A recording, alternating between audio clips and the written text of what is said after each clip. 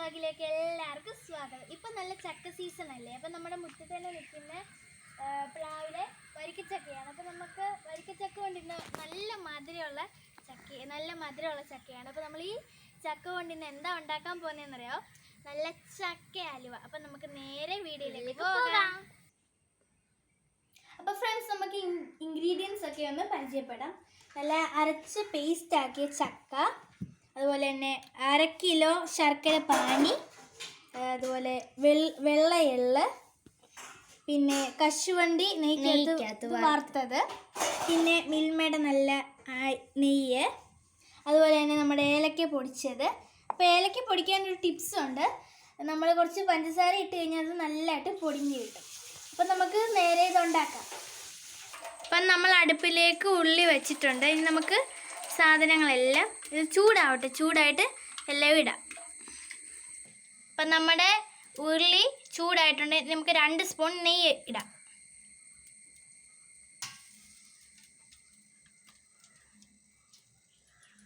ഇതിലേക്ക് നമ്മുടെ ചക്ക ഇടാം.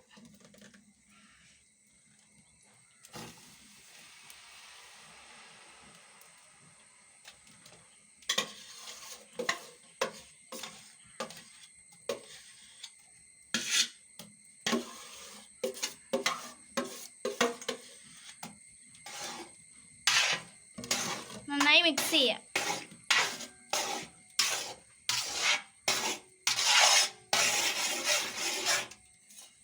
അതിലേക്ക് ശർക്കരപ്പാനി ഒഴിക്കാം. എന്നിട്ട് നല്ലതായിട്ട് മിക്സ് ചെയ്യണം. കൈ എടുക്കാൻ പാടില്ല.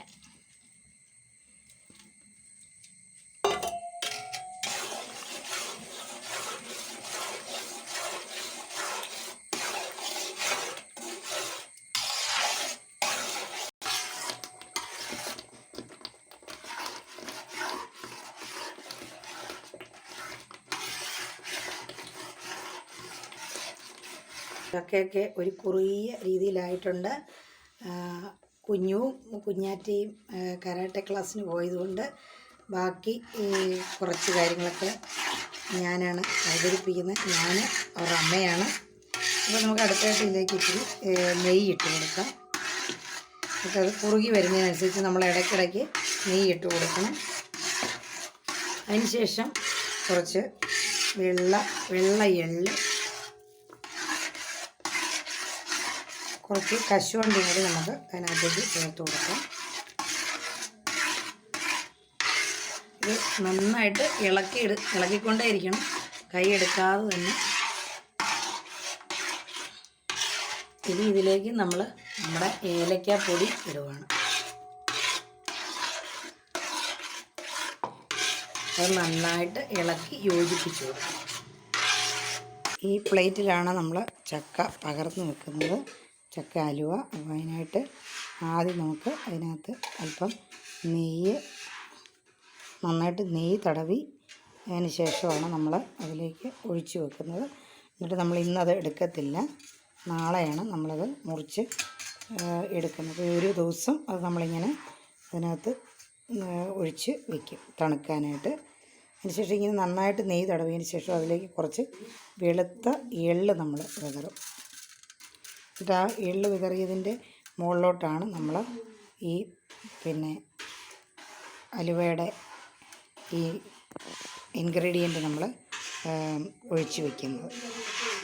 അപ്പോൾ നമ്മുടെ ചക്കയലുവ നല്ല പാകമായിട്ടുണ്ട്, വാങ്ങാൻ പരുവമായി. ഇനി നമ്മളിത് പ്ലേറ്റിൽ ഒഴിച്ച് വെക്കും. ഒഴിച്ച് വെച്ചതിന് ശേഷം 24 മണിക്കൂർ കഴിഞ്ഞതിന് ശേഷമാണ് നമ്മളിത് നല്ല പീസാക്കിയിട്ട് നല്ല രുചികരമായ ചക്ക ഹൽവ നമുക്ക് കഴിക്കാം. അങ്ങനെ കൊതിയൂറും ചക്ക ഹൽവ ഇവിടെ റെഡി ആയിട്ടുണ്ട്. നമ്മൾ പാത്രത്തിലേക്ക് പകർന്ന് വെക്കുകയാണ്. ഒരു ദിവസം ഫുൾ ഇത് വെച്ചിട്ട് നാളെ മാത്രമേ നമ്മളിത് ഉപയോഗിക്കത്തുള്ളൂ. പാത്രം നിറച്ച് നല്ല രീതിയിലത് നിരത്തി നമ്മൾ വെച്ച് കൊടുക്കണം. നമ്മുടെ അലുവ എല്ലാം റെഡിയാക്കി പ്ലേറ്റുകളിലാക്കി വെച്ചിരിക്കുകയാണ്. അപ്പം ഇത്രയും നേരം ഞങ്ങളുടെ വീഡിയോ കണ്ട് എല്ലാവർക്കും ഹൃദയം നിറഞ്ഞ നന്ദി. ഞങ്ങളുടെ ചാനൽ ലൈക്ക് ചെയ്യുക, ഷെയർ ചെയ്യുക, സബ്സ്ക്രൈബ് ചെയ്യുക. നിങ്ങളുടെ ഓരോ ലൈക്കും ഞങ്ങൾക്ക് നിങ്ങൾ തരുന്ന സമ്മാനങ്ങളാണ്. വളരെ സന്തോഷം. വീണ്ടും ഒരു വീഡിയോയുമായി വീണ്ടും കാണും വരെ എല്ലാവർക്കും കുഞ്ഞൂസ് വ്ലോഗിൻ്റെ ഹൃദയം നിറഞ്ഞ നന്ദി.